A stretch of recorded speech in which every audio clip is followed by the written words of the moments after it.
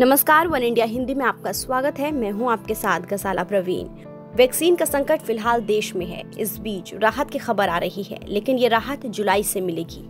भारत में रूस की विकसित की गई कोविड वैक्सीन स्पुतनिक वी का उत्पादन जुलाई से शुरू होने वाला है। हालांकि देश में स्पुतनिक वी वैक्सीन का आयात शुरू हो चुका है और इसकी एक खेप भी आ चुकी है।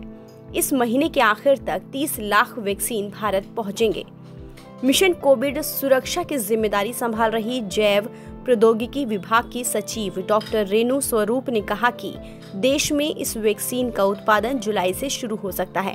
इसके लिए Reddy laboratory, Hetero biopharma, Virchow biotech, Stelis biopharma, Gland biopharma और पैनाशिया बायोटेक से बात चल रही है।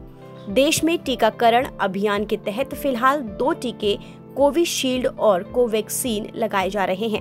वहीं कोरोना के नए वेरिएंट के मद्देनजर कोविशील्ड और कोवैक्सीन को अपग्रेड करने को लेकर डॉक्टर स्वरूप ने कहा, नए वेरिएंट्स की नियमित रूप से जीनोम सीक्वेंसिंग की जा रही है।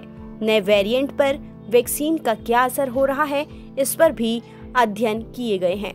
शुरुआती नतीजे बताते हैं कि दोनों वैक्सीन नए वेरिएंट के खिलाफ कारगर है।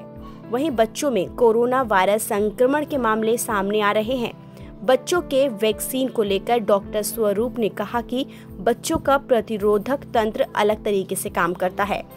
फाइजर और मॉडर्ना ने अपने टीकों के 12 से 18 साल और 6 महीने से 11 साल के उम्र के बच्चों के लिए दुनिया के कई देशों ने ट्रायल शुरू कर दिए हैं। वहीं हमारे देश में भारत बायोटेक को बच्चों पर कोवैक्सीन का क्लिनिकल ट्रायल करने की अनुमति दे दी गई है। इसके लिए 2 से 18 साल के बच्चों पर ट्रायल किए जाएंगे। खास बात यह है कि इस वैक्सीन का एक ही डोज काफी है। इसके प्री क्लिनिकल अध्ययन पूरे हो चुके हैं। मार्च में से पहले चरण के क्लिनिकल ट्रायल की अनुमति दी गई थी। इन परीक्षणों के नतीजों के आधार पर अब दूसरे और तीसरे चरण के परीक्षणों की अनुमति दी जाएगी। इस महीने के अंत या फिर अगले महीने ये परीक्षण शुरू होने की उम्मीद है। फिलहाल इस खबर में इतना ही। देश और दुनिया की तमाम खबरों के लिए आप बने रहिए वन इंडिया हिंदी के साथ।